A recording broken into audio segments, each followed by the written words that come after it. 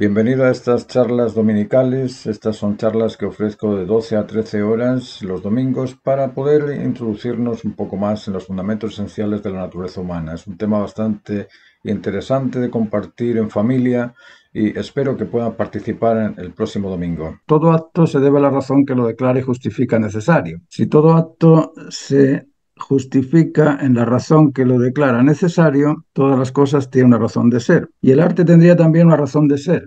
Entonces, a mí me interesa eso, me interesa saber el por qué y el para qué del qué. Por eso me meto mucho en charlas de filosofía, pero la de hoy no va a ser tan filosófica, va a ser más cortita también y vamos a hablar de los valores del arte. Son las 12, si es que vamos a comenzar. Buenos días a todos, muchas gracias por estar aquí compartiendo este rato conmigo y vamos a tratar de hablar del arte, de cuál es la definición, cuáles son los significados de las palabras que definen el arte y cuáles son también los valores del arte. Yo les voy a mostrar un video y detrás de ese video vamos a conversar. Les voy a seguir explicando algunas cositas y ahí apunten las dudas que surjan o los aportes que puedan hacer a la charla. Y después, en las preguntas y respuestas, parquedad y precisión. Yo cuando comencé con esto del arte, empecé en España y, claro, a mí me sorprendía el hecho de que existían ciertas reglas centenarias, porque desde que Goya fue el director de la academia hasta 75, que fue cuando la cerraron, tenían sus normativas muy claras y se explicaban las cosas muy bien. Muy bien. ¿Por qué? Porque eran vitalicios los profesores, habían pasado toda la vida estudiando lo que estaban dando, entonces cuando pasas 40, 50 años dando la misma clase, las cosas empiezan a hacerse claras y tú ya eres muy parco, muy preciso y lo explicaban muy bien. Entonces todas estas cosas me parecieron muy lógicas y yo, bueno, después cuando fui a Inglaterra empecé a sorprenderme porque la lógica que yo tenía del arte chocaba con aspectos que no tenían nada que ver con lo que yo había aprendido. Y cuando llegué a Estados Unidos, ahí es donde me chocó, pero mucho más, porque me di cuenta de que en el medio en el que yo estuve del Mississippi a la derecha, recorrí todos estos estados. Y expuse, pinté, viajé, y cuando hablaba con los artistas, no encontré ni a uno que tuviera ni la definición del arte ni el modo de cómo evaluar un cuadro por sobre otro. Y eso me dejó en el aire. Me dejó en el aire porque dije, bueno, ¿cómo es que no se sabe evaluar? ¿Cómo es que este cuadro es mejor que el otro simplemente por aspectos subjetivos? Porque pagué más por él, porque me gusta más y lo valoro más. Esto no es profesional. Entonces de ahí me empecé a sumar aspectos del arte, pero a preguntarle al arte qué es el arte, porque una cosa es preguntar al otro, oye, ¿qué piensas tú del arte? Y otra cosa es preguntar al arte qué es el arte. La verdad tiene tres ramas, la tuya, la mía y la verdad. La identidad tiene tres aspectos, lo que yo creo que soy, lo que los otros ven que soy y la naturaleza humana de lo que soy. Entonces el arte tendría que tener también su razón de ser. Y preguntándole al arte, bueno, llegué a comprender todo esto que os voy a explicar ahora en este video. Y si algo os deja ahí algún tipo de idea que podamos conversar después, lo analizamos, ¿vale? Os voy a poner el video. El arte y sus valores. Arte es una actividad emocional de crear y de apreciar belleza. Actividad emocional, crear, apreciar, belleza, son cinco palabras difíciles de resumir y difíciles de comprender. Si les pregunto el significado de cada una de estas palabras, estoy seguro que me darían un significado distinto unos a otros y muy particular en cada uno de ustedes. Por lo mismo, voy a explicarlo yo para unificar el sentido. Pero antes déjenme explicarles los fundamentos del arte, su por y su para del qué, su razón de ser, su por qué y su para qué. ¿Por y para qué existe el arte? Si decimos que el arte es una actividad emocional de crear y de apreciar belleza, ¿por qué es necesario crear belleza y para qué sirve la belleza? Espero que me disculpen por hacer estas preguntas tontas tantas veces compartidas por todos los artistas que supongo yo se las habrán hecho en tantas ocasiones. Todos ustedes supongo que se habrán preguntado qué es el arte, qué es la actividad, qué es emocional, qué es crear, qué es apreciar, qué es belleza. Todo eso se lo habrán preguntado un montón de veces, pero a mí me interesa descubrir cuál es la razón que justifica el arte. Si la finalidad específica del arte es la belleza, ¿qué es eso de belleza? ¿Qué es belleza y cómo se hace? Si el arte es una actividad emocional, ¿en qué sentido es emocional? ¿Es porque es sentimental o es porque provoca sensaciones? ¿Y qué es emoción? ¿Qué es sensación? ¿O qué es sentimiento? Perdonen mi ignorancia, pero creo que es importante determinar el significado de estos conceptos, ¿no creen? Quizá ya saben todo esto, pero otros debemos descubrirlo. Para comprender la razón del arte debemos analizar cuál es la finalidad del mismo. Los arqueólogos, la antropología, nos dice, en base a sus descubrimientos, que el arte primitivo era meramente ornamental o de uso cotidiano, envases, cestos, jarras, cerámicas, etcétera, etcétera. Era un arte utilitario. Pero en paralelo se encuentran restos de obras representativas de ideales, de mitos, de dioses, de poderes extraordinarios. Restos arqueológicos de 10 milenios atrás o de 10 milenios antes de Cristo muestran aspectos en el arte que sorprenden a la mentalidad contemporánea por el nivel de talento, de habilidades, en un ambiente carente de mecanismos tan elaborados como los que nos rodean hoy en el mercado. Estos talentos dan a entender que las facultades humanas sensibles, cognoscitivas y productivas eran similares a las del humano contemporáneo. Se trata de manifestaciones artísticas que denotan prudencia en la elección de alternativas válidas, denotan templanza ante la frustración y denotan firmeza en extremo capaz de realizar objetos complejos. Eran capaces de sentir lo necesario para mantenerse, protegerse y reproducirse. Y en algún grado socializaban haciendo uso del control de los excesos o de las carencias emocionales, intelectivas y de comportamiento que les permitía organizarse en familias, tribus o ciudades.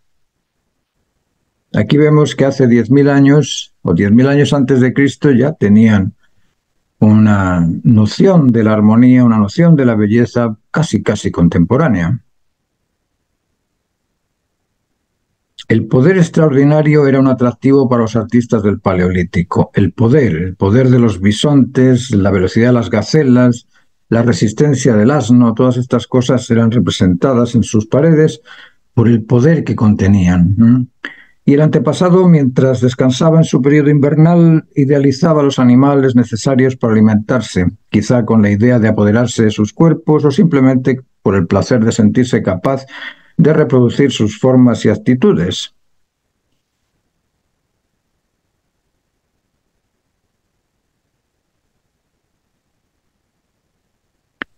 La sociabilidad impregnó en las personas el credo en lo imaginario, la consideración de las fuerzas naturales, los diluvios e inundaciones, las tormentas, los terremotos, las sequías, eran manifestaciones del poder supremo, y a ese poder supremo lo honraban con obras de arte, con templos. Aquí se observa cómo el arte se puso al servicio de los más altos valores, de lo admirado por la mayoría, al servicio del ideal común, del bien común, del sentido común en aquel momento de la historia.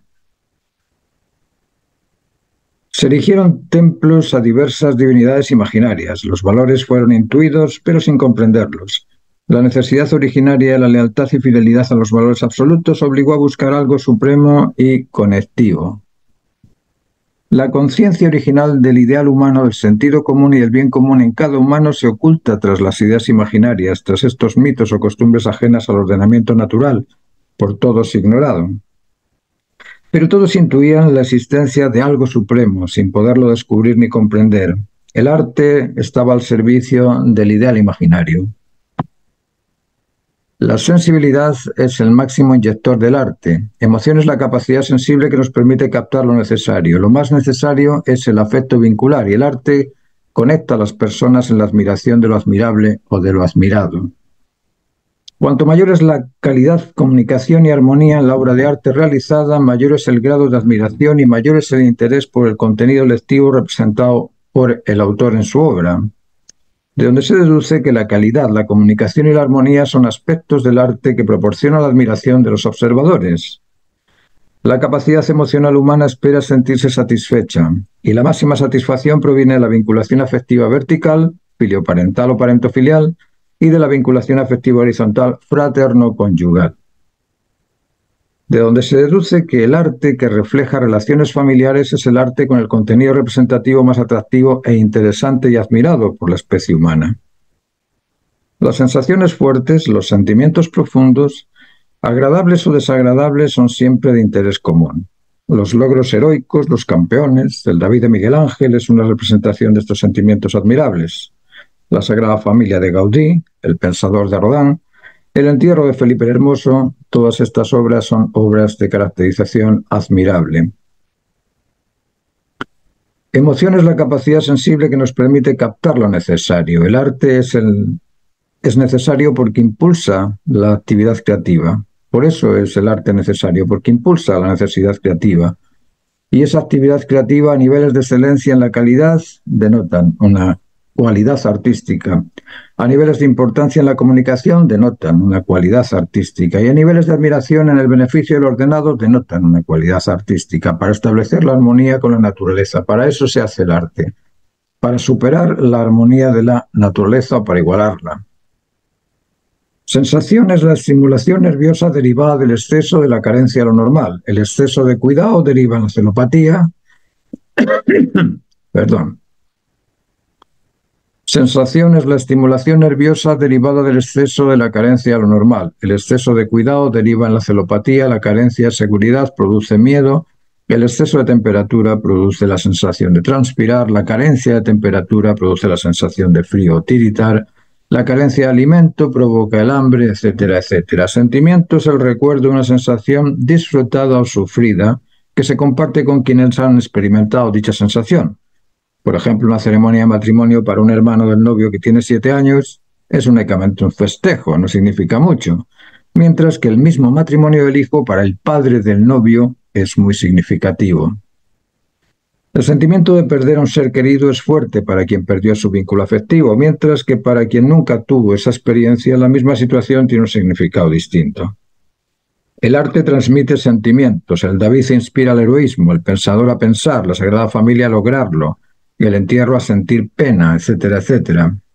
El artista siente curiosidad, y esa curiosidad la siente mediante su capacidad sensible, su capacidad emocional. El artista siente también interés por comprender o por conocer. Ese interés por el conocimiento, por el convencimiento, se deriva del intelecto. El artista se motiva a realizar cosas y esa motivación se deriva de la voluntad. El artista puede dedicarse a hacer arte admirable o puede dedicar a hacer artes y oficios. ¿Cuál es la razón del arte? Si el arte a lo largo de la historia nos demuestra que es el proceso de consecución máxima en calidad, en comunicación y en armonía, la razón fundamental del arte es la de establecer la máxima satisfacción en el espectador. Y si esa es la razón, es decir, si ese es su para qué, vamos a responder a su por qué. ¿Por qué es necesario el arte? Porque la naturaleza humana contiene las capacidades emocionales, intelectuales y motivacionales que esperan ser satisfechas con el sentimiento de plenitud, de seguridad y de suficiencia.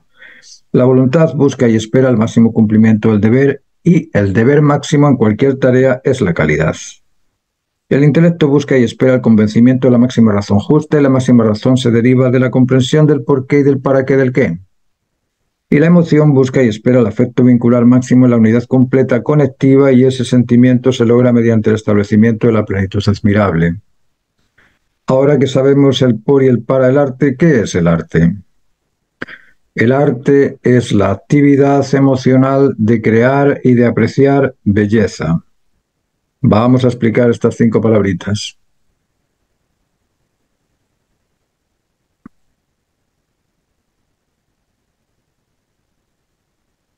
El arte es una actividad y actividad implica intención, selectividad y poder. Exige libertad, autonomía y responsabilidad. Implica tiempo y espacio, energía y fuerzas. La actividad establece 4 posiciones como facultad fundamental de la creación. Aquí tenemos las 4 posiciones de intención, selección y poder, y mediante la causa, que es la idea, esa causa mediante el autor, que es el sujeto, que transforma los objetos en consecuentes con esa idea para transformarlo en imagen. Esa causa se transforma en imagen mediante un periodo de desarrollo en 3 etapas. 3 etapas de formación, crecimiento y cumplimiento, y cada una de esas etapas de formación, crecimiento y cumplimiento tiene a su vez un periodo inicial, un periodo intermedio, un periodo final, un periodo inicial, un periodo intermedio, un periodo final. Y esos 9 periodos de consecución, en el número 10 se logra la consecuencia. Luego tenemos la posición de causal o idea, que es la primera posición, la segunda posición del sujeto emisor, que es este señor que está acá, que es el autor y que es el que emprende la actividad, el tercero, que es la posición del receptor o del objeto o de los recursos a transformar, y el cuarto, que sería la consecuencia realizada. El 4 es la posición de la finalidad de la actividad o la consecuencia de lo realizado, es decir, el acto. Actitud, actividad y acto son 3 aspectos contenidos en los fundamentos de la actividad, y el arte contiene estos aspectos en su actividad.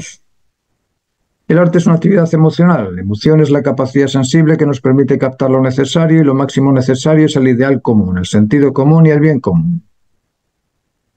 El arte transmite sentimientos de autor al espectador, sentimientos compartidos.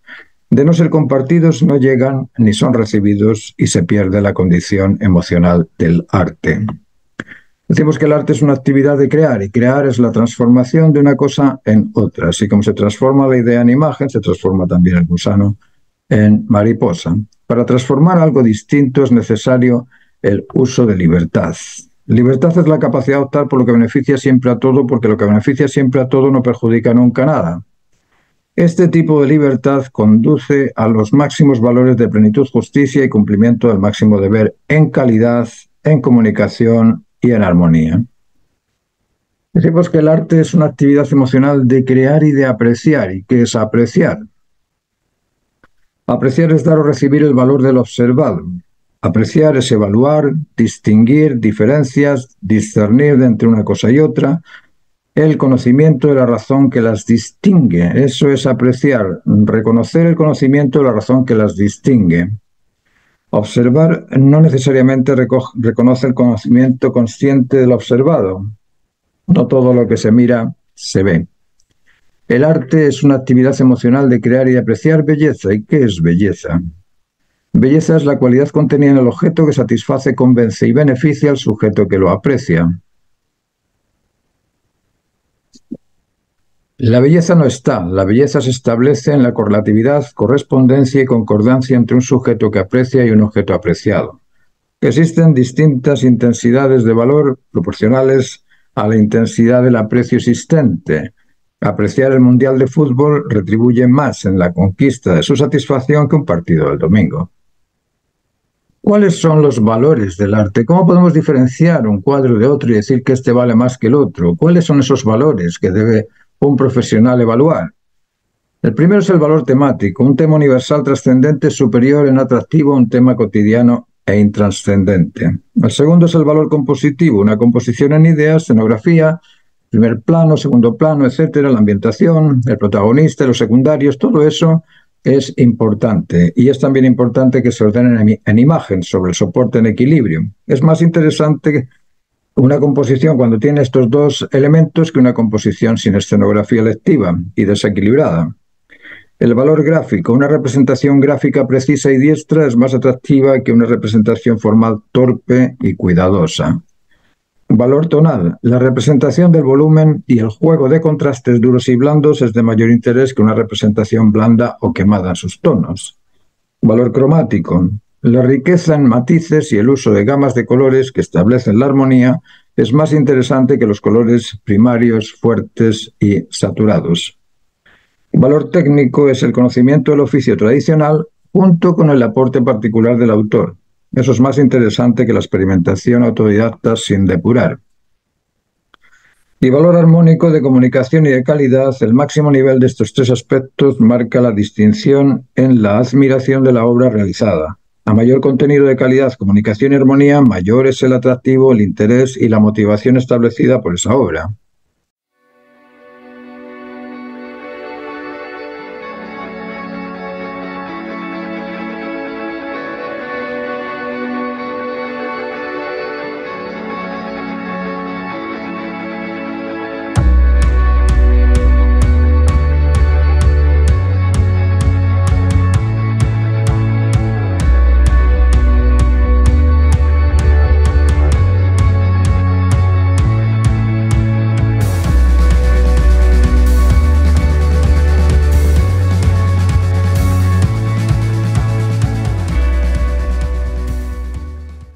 El siglo XIX, al promover la dispersión de los valores, al promover la anarquía de valor y al promover la supremacía en importancia de las minorías por sobre la totalidad con tanta vehemencia, anuló las jerarquías de valores morales, éticos y estéticos, logrando establecer una valoración artificial de aspectos sin calidad, carentes de comunicación universal trascendente y carentes de armonías. El arte perdió su orientación y en lugar de pretender el desarrollo de la calidad de la comunicación y de la armonía, se basó en el estilo del autor o en el precio del mercado. La diferenciación por estilo pasó a ser la finalidad específica del arte del siglo XX. Los títulos de los diversos e infinitos estilos, el neoclasicismo, el romanticismo, dieron lugar al realismo onírico, al hiperrealismo, al surrealismo, al realismo madrileño, el expresionismo, la instalación, el expresionismo abstracto. Todos estos conceptos, cuyos significados particulares eran meramente anárquicos, dieron como consecuencia el arte basura y generaron el desprecio de los observadores. Hoy llenar una galería de interesados en ver las obras de arte es algo muy difícil. Se va a disfrutar del cóctel, del vino, de la conversa, pero no del arte. La restitución de los valores del arte es necesaria para volver a disfrutar de la experiencia compartida por los habitantes de Grecia en el siglo III a.C. Abraham Lincoln, frente a estos errores sociales, formuló lo siguiente: no llegarás a la prosperidad despreciando la economía. No puedes fortalecer al débil debilitando su fortaleza o la fortaleza. No puedes beneficiar al obrero degradando al que paga su salario. Esto es muy importante de comprenderlo. No puedes beneficiar al obrero degradando al que le paga su salario. No promuevas la hermandad de los hombres incitando el odio de clases. No puedes ayudar al pobre destruyendo la riqueza. Y no puedes establecer la seguridad con dinero prestado. Ni puedes dar al hombre valor y carácter quitando su iniciativa e independencia. No puedes ayudar a los hombres haciendo lo que ellos podrían hacer por sí solos.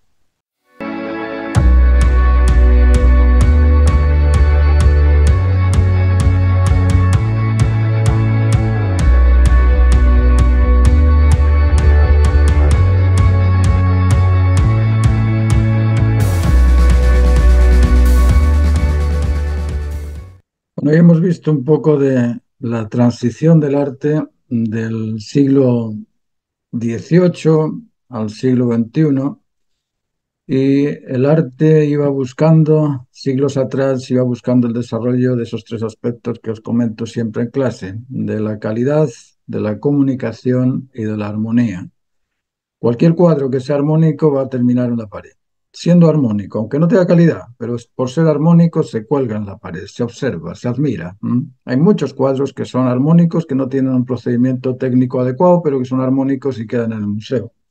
Otros cuadros quedan en el museo por la técnica, por la calidad del producto. Dices, wow, qué bien pintado está esto, cómo lo han hecho. Y acaba en la pared del museo también. Y otros simplemente acaban en el museo por el contenido lectivo, porque son comunicativos. Y dices, wow, el beso, qué bonito. Un cuadro pobre, pero es el beso, está ahí, perfecto. El grito, oh, el grito de Munch. No tiene nada de tecnicismos, pero está ahí. Es decir, esos tres aspectos han sido, a lo largo de la historia, han sido como el horizonte del arte, el buscar ese modelo de calidad, ese modelo de comunicación y ese modelo de armonía. Y para lograr eso, pues lógicamente la calidad te obliga a que te superes en cada trabajo.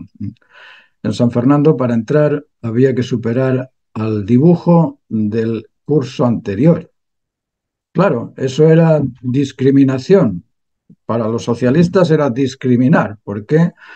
Porque no era diferenciar, que era lo que nosotros pensábamos, estamos diferenciando entre el experto y el aprendiz. No, no, para ellos era discriminar, era dotar a eso de un contenido negativo y había que acabar con ello. ¿Por qué? Porque en la escuela había espacio para 100 personas y estábamos la mitad. Entonces, ¿por qué va a entrar solamente la mitad? Bueno, porque esos calificaban. Entonces, como calificaban, tenías un cierto halo ahí encima de la cabeza del ser genio, de wow, este pasó por la escuela, es algo extraordinario. Lo extraordinario se acabó, se echó a perder, y después de eso se acabaron los procedimientos técnicos, se acabaron los oficios del arte y llegamos a que el arte es cualquier cosa y como es cualquier cosa tienes que aceptarlo por respeto a cualquier cosa, cuando eso es muy difícil de asumir. Yo no puedo decir que el abuelo y el niño recién nacido, mira, son los dos iguales, así que tienes que respetar a los dos iguales porque tienen el mismo conocimiento, el mismo sentimiento y las mismas aptitudes. ¿Cómo demuestro eso? Luego en el arte existen diferencias y esas diferencias cuando se comprenden como diferencias, no como discriminantes, sino como diferencias, pues pueden existir. Y pues tenemos a los expertos y a los inexpertos, tenemos a los sabios y tenemos a los interesados en el conocimiento y tenemos a los sensibles y tenemos a las personas que son menos sensibles. Eso ha existido siempre, pero no se ha comprendido siempre como se comprendía en el siglo XVIII y XIX. Si miráis, el arte del siglo XVIII y XIX es el arte que más calidad, más comunicación y más armonía ha logrado a lo largo de la historia. Y estos artistas que estaban haciendo ese tipo de arte, yo creo que sentían algo distinto a lo que sentimos los contemporáneos. Desde los años 50 en adelante nos han empezado a embutir una serie de ideas muy extrañas, como la idea de que tú eres el que te realizas, ¿eh? El existencialismo filosófico nos ha dicho que tú eres un hombre y tú te realizas a ti mismo por ti solo y lo que tienes que hacer es seguir viviendo y buscando aquello que te gusta y aquello que te gusta te va a hacer a ti y tú te vas a sentir satisfecho con aquello que te gusta. Vale, eso es muy fácil de decir, pero muy difícil de cumplir, porque necesitamos de lo externo. Fijaos en una cosa bien sencilla. Yo siempre, al final acabo con la naturaleza humana. Perdónenme, pero siempre vuelvo al mismo tema.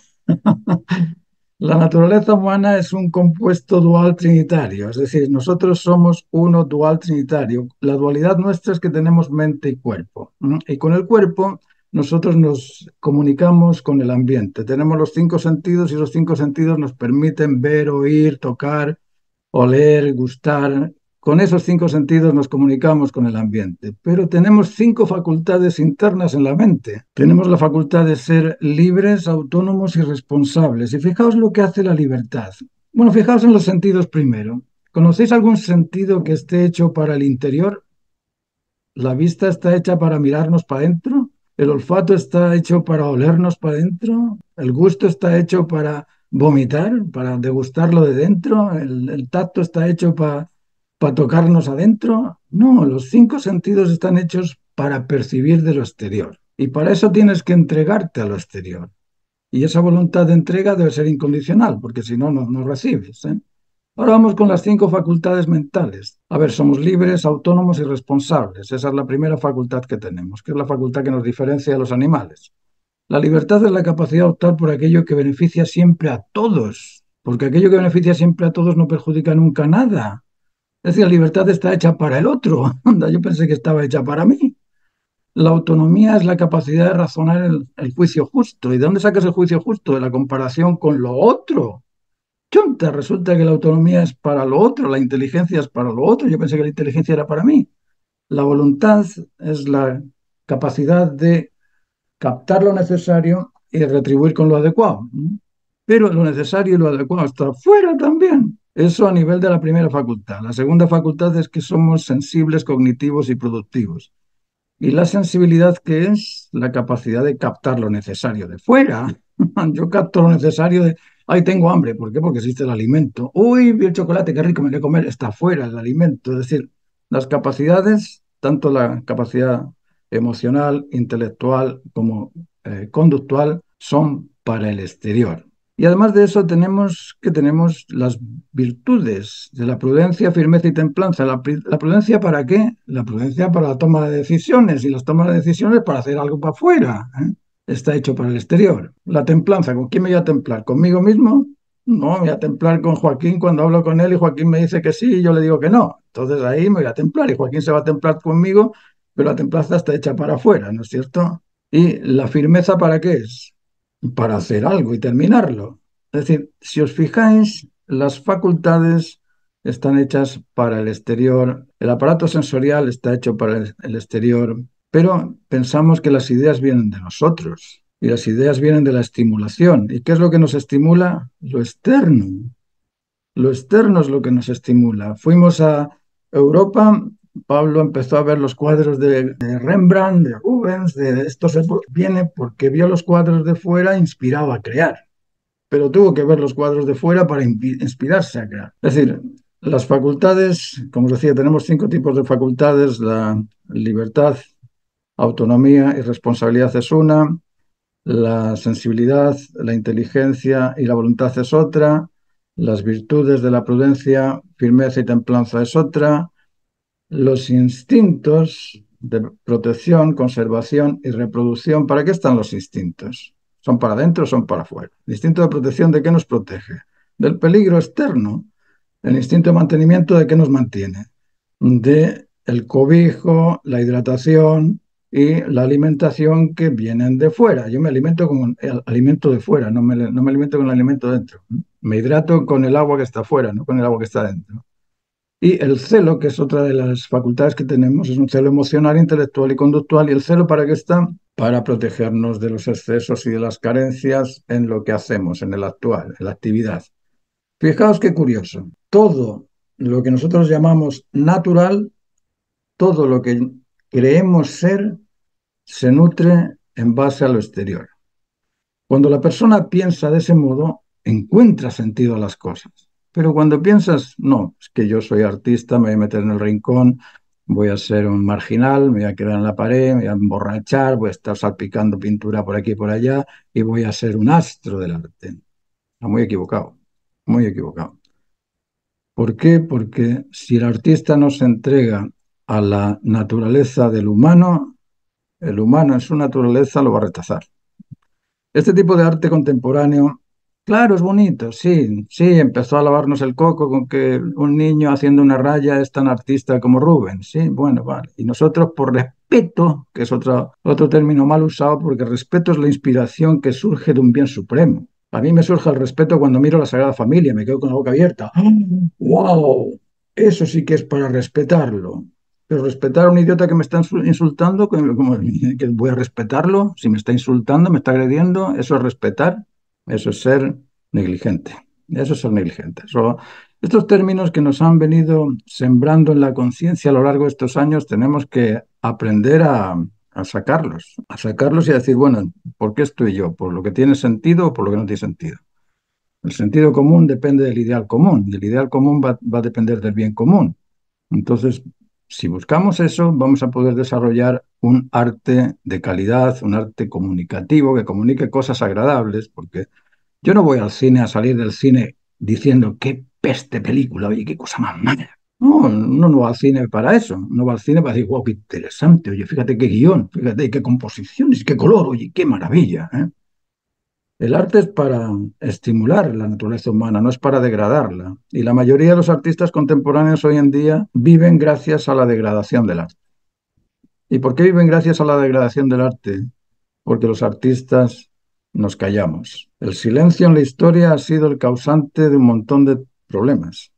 Nosotros nos callamos, no decimos nada. Vemos al que insulta al otro y le dices, no, el tipo dice, no, tienes que respetarme porque yo te estoy diciendo imbécil, pero tú tienes que respetarme porque yo soy humano igual que tú, entonces me tienes que respetar. Y nadie dice, no, el respeto no es eso. Eso es indiferencia. Eso es tolerancia negligente. Así se llama, tolerancia negligente porque me haces daño. Entonces, eso no es respeto. Pero nos callamos, no decimos nada. Y seguimos con toda esta operación de sentirnos artistas irresponsables. ¿No creéis? Sí, sí, maestro, totalmente de acuerdo. Eso hace falta, en ocasiones nos hace falta esa templanza Ujú. para definitivamente, primero, no permitir esas malas influencias, digo yo, y segundo, para de verdad explicar como que realmente lo que es el respeto, ¿no? Eso sí es, claro que sí, es muy cierto. Sí, en ocasiones nos falta valentía, nos falta salir y decir las cosas. Claro, tampoco es enfrentarse al otro y decir, vale, vamos a guerrear con el otro. No, es simplemente educar. Educar de una forma o directa o indirecta, pero plantearles, decirles, mira, existen valores y esos valores son importantes. Yo cuando estuve en la escuela, aquí en una comisión de profesores, me pidieron evaluar cuadros de los alumnos y me parecía tan extraño que ninguno supiera evaluar los cuadros. Y yo, pero oye, ¿Qué es valor? Ah, no sé, la paciencia. La paciencia es una actitud, hijo mío. La paciencia no es un valor. El valor se disfruta. La paciencia es una continua actitud de ir esperando que lo... Ah, pues no lo sabía. ¿Cómo no distingues entre lo que son los valores, lo que son actitudes, lo que son técnicas para desarrollar algo? No, no había ningún tipo de conocimiento. Realmente a mí, yo siento decirlo, pero sufrí mucho, mucho en las universidades porque me parecía que estaban literalmente estafando a los alumnos, estafando a los padres de los alumnos. Porque el padre del alumno te mete en la universidad a que estudies arte para salir profesional y que sepas hacer un retrato. Yo tuve alumnos que llegaron a mi academia después de haber terminado la universidad y les pongo cualquier estatua de las que tenía por allá y no eran capaces de estructurar, empezaban por el pelo, haciendo el detalle del pelo. Pero oye, ¿dónde está la caja grande? ¿Dónde están las cajas chicas? ¿Dónde están las líneas de relación, los espacios ajenos? ¿Dónde está la metodología del dibujo? Ay, pero existe, pero claro que existe una metodología, existe una técnica, existe una profesión, hijo mío. Las profesiones se hacen en base a hábitos repetidos y esos hábitos repetidos son técnicas. Entonces me costaba un poco. Y claro, a mí me invitaron también a discutir, a enfrentarme a los profesores y dije, eso no va para ningún lado porque cuando te enfrentas a alguien, lo que haces es agredirle y esa agresión te va a agredir de vuelta. Entonces lo que tienes que hacer es educar. Entonces dije, bueno, pues como no puedo enfrentarme a todos los profesores que hay acá, voy a abrir mi escuela y voy a enseñar en mi escuela. Y ahí el que salga de la escuela, pues ya le llegará por algún lado a explicar cuáles son los valores del arte. Valor temático, compositivo, gráfico, tonal, cromático, de oficio y de armonía. Sebastián, ¿qué piensas? Cuéntame tú. Sí, encuentro importante que el arte contenga esto de la calidad, de la comunicación y de la armonía, porque así también uno puede, llegas al otro con estos valores si el otro los puede ver. Entonces llega profundo y la actitud y tener esa actitud de poder comparar y ser sensible es sumamente importante, sí, comprenderlo. Y hacer un repaso del estudio del arte, porque a veces miramos el arte.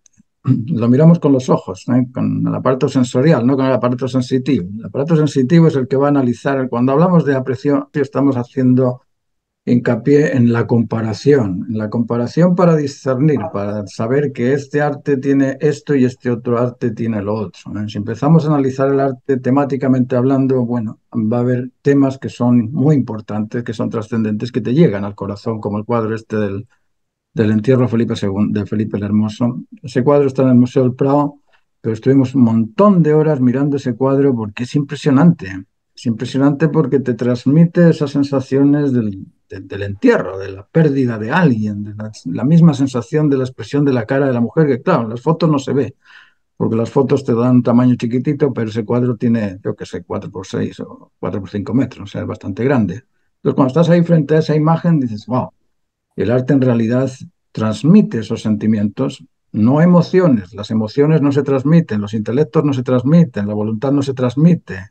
Transmite esos sentimientos de pérdida, esos sentimientos de frialdad, de un montón de aspectos que están ahí en el cuadro. Igual que cuando miras la Vicaría de Fortuny es un cuadro chiquitito, pero ves el matrimonio entero, ves todas las cosas ahí, todas las circunstancias del matrimonio.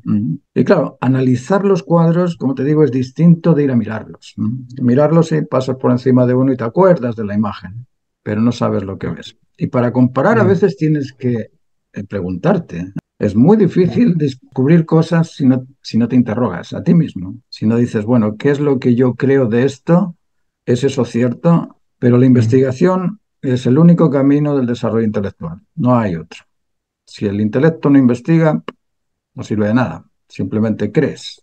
Siempre les he dicho, bueno, tú lo sabes también, Sebastián, en la escuela, en la academia, siempre les he dicho que el creo no sirve para nada. Creer en algo es simplemente una noción imaginaria que te puede satisfacer un momento, hasta que te llegue el otro con la razón precisa.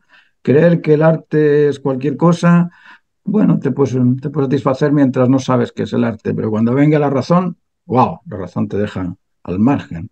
Por eso que es muy importante buscar la razón de las cosas. El por y el para del qué es lo que justifica el qué. ¿Qué les pareció? ¿Qué les pareció la charla? Martín, gracias por darnos estas charlas porque me enriqueces de conceptos y eso, bueno, es como que da para anotarlo y tomar nota de todo esto porque cada concepto que dices es como primordial para enriquecer nuestro lenguaje y poder comunicarnos y también enseñar a la gente.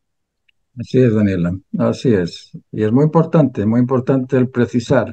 Yo ando siempre con el diccionario en la mano para buscar el significado de la palabra adecuada, porque esa es otra cosa que tienen estos polemicistas, esta gente que empieza a hablar contigo y a discutir en estos debates, y es el lenguaje. Si eres preciso en el contenido de la palabra o en el significado de la palabra, puedes hacerte entender. Pero cuando hablas de la diversidad, y hablas de la, ¿cuál era el otro término? De la discriminación como diferencia. ¿De dónde me sacan que discriminar es hacer algo distinto? Es muy diferente discriminar a discernir o diferenciar. Esto y esto son distintos. Hay una diferencia. No estoy discriminando esto con esto. Ese término discriminar se usa mucho aquí, no sé si en otros sitios de Latinoamérica, pero aquí en Chile se mal usa muchas veces. Ahí está discriminando entre la casa grande y la casa chica. No está discriminando entre la casa grande y la casa chica. Discriminar a alguien es agredirle por ser distinto. Eso es la discriminación es, ok, yo estoy discriminando al blanco por ser blanco y al negro por ser negro, o al alto por ser alto, al bajo por ser bajo, al gordo por ser gordo. Eso es discriminar, es una agresión que le haces al otro. En el lenguaje es muy importante eso, Daniela, muy importante precisar la significación de las palabras, ser claro en lo que estás contando.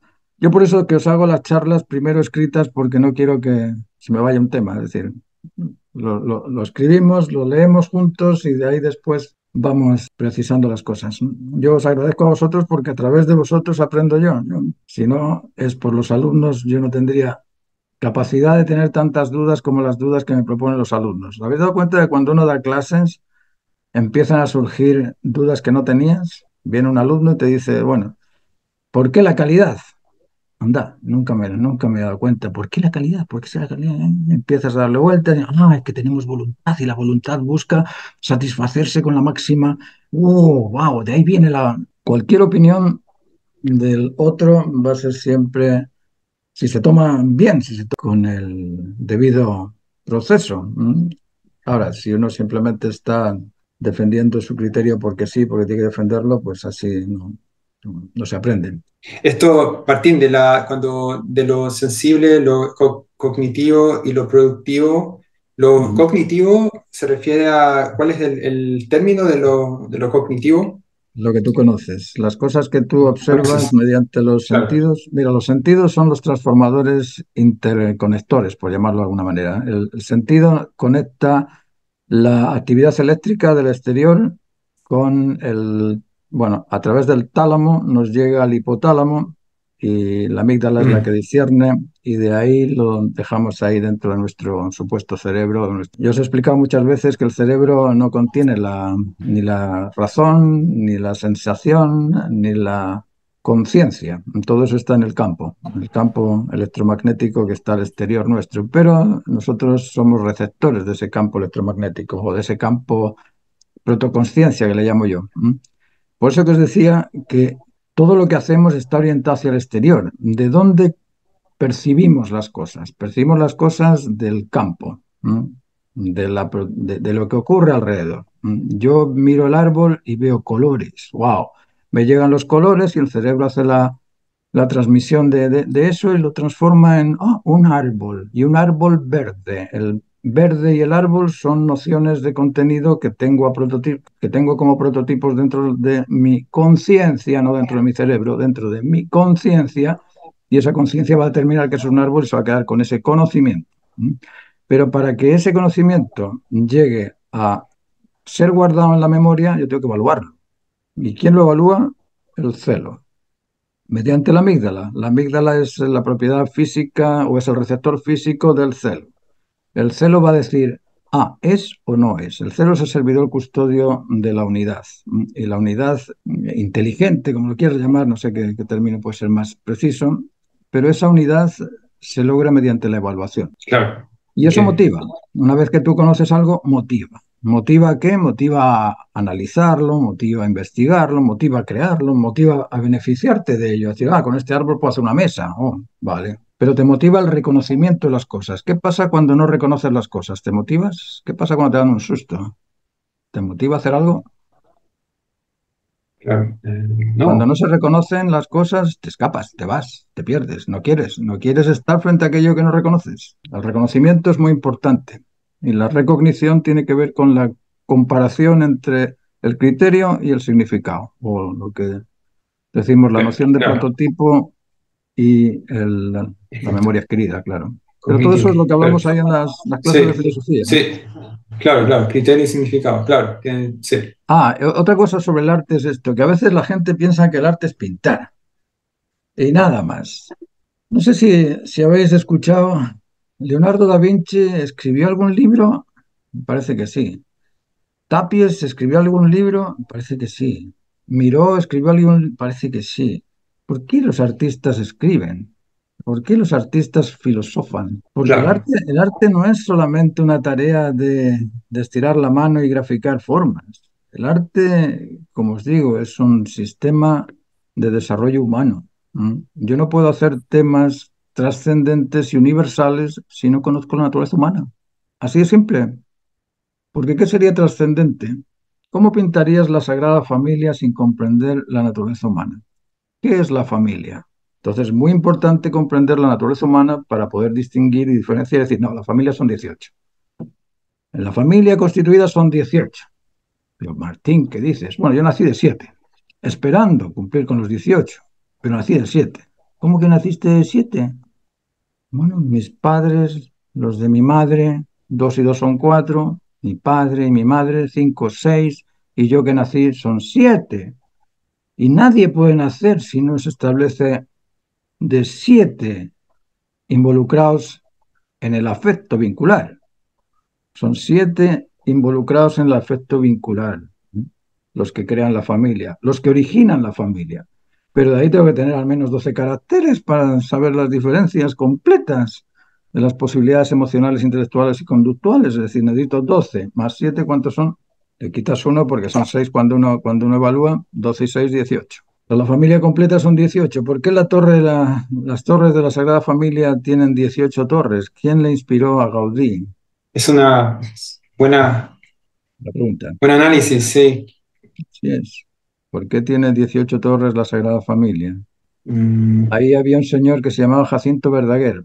Quizá vosotros lo habéis visto ahí en España. Jacinto Verdaguer era un curita y este curita hablaba con Gaudí y le contaban, porque Gaudí estaba inspirado en hacer una iglesia. Entonces el curita Verdaguer le dijo, mira, la familia total constituida tiene estos 18 personajes. Claro, Verdaguer tenía conocimiento familiar porque era un filósofo, ¿eh? Gaudí no era filósofo, Gaudí era un trabajador, muy buen trabajador, pero inspirado en la versión de Jacinto Verdaguer, hizo la Sagrada Familia. Y cuando llegas allí, pocos te lo explican, porque generalmente no te explican esto, tampoco lo saben ni los curadores que están allá. Yo estuve escuchando la versión del curador y estaba más interesado en ver los péndulos que había puesto Gaudí para sujetar las torres que en el significado de las torres. Pero bueno, ahora ya lo sabéis.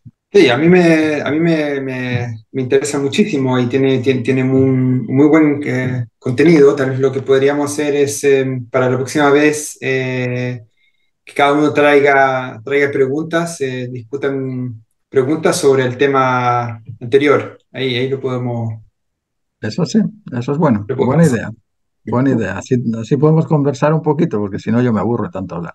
Paso todo el día hablando. Sí, Bueno, buenísimo. Muchas gracias por la invitación, maestro. cuando quieras. Todos los domingos a las 12 vamos a hacer esto como rutina y poco a poco vamos a ir compartiendo, invitando a más gente también para que puedan estar presentes y aportar. Si lo mejor es que cada uno pueda mostrar también sus experiencias, sus conocimientos. A mí me encanta escuchar, soy bastante absorbente de las opiniones. Cuando son opiniones que tienen razón de ser, me encanta, me encanta. Así es que vamos a seguir con ello. Y pueden compartir esta, después cuando lo edite y lo ponga ahí en YouTube, compártanlo con otros pintores, mándeselos a gente que yo sé que hay mucha gente muy interesada en comprender estas cosas, pero que no les llega. No les llega porque, bueno, porque no han tenido la oportunidad de escucharlo, ¿no? Pero sí es bueno que lo compartan en el ambiente de los pintores y les digan, mira, está bien lo que tú crees, está bien lo que tú defiendes, pero juntos podemos llegar a comprender cosas más profundas, más acertadas, más justas, y de esa manera vamos creciendo todos, ¿no? ¿No te escuché? ¿Nos vas a enviar este video? Sí, después lo edito y os lo mando, sí. Sí. Oye, Ahí muchas gracias. Primera vez que me incorporo a la reunión y a mí me gustaría, o sea, yo sé que esta materia la puedes haber enviado a lo mejor a mis correos quizás anteriormente, pero te agradecería si la puedes enviar un poco antes, porque es harto información. Me cuesta procesarla todavía. Entonces, para leerla con un poquito más y venir con, como dicen las personas que estamos participando, que venir con un poquito más de, a lo mejor, consultas, inquietudes. Todavía me cuesta aterrizar estos conceptos. es estrategia, claro, es estrategia, ¿eh? Primero, I know. primero escuchamos aquí y así te quedas con el interés para la próxima y en la próxima ahí comentamos de lo anterior. No sé, me siento bastante ignorante todavía y me cuesta entender. Si el tema de la estrategia la entiendo, pero eso es para enganchar.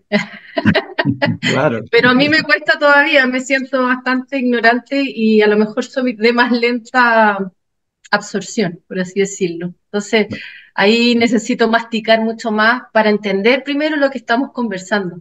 Lo de los valores, cómo valorar el arte.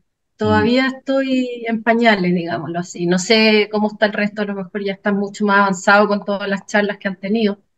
Pero Claro, agradezco porque es una forma de adentrarme en este arte. claro. Es tan En interesante. las clases, las primeras clases lógicamente son técnicas, son clases de enseñarte cómo hacer. Eso es la primera etapa del curso de las clases es eso, es enseñarte a hacer.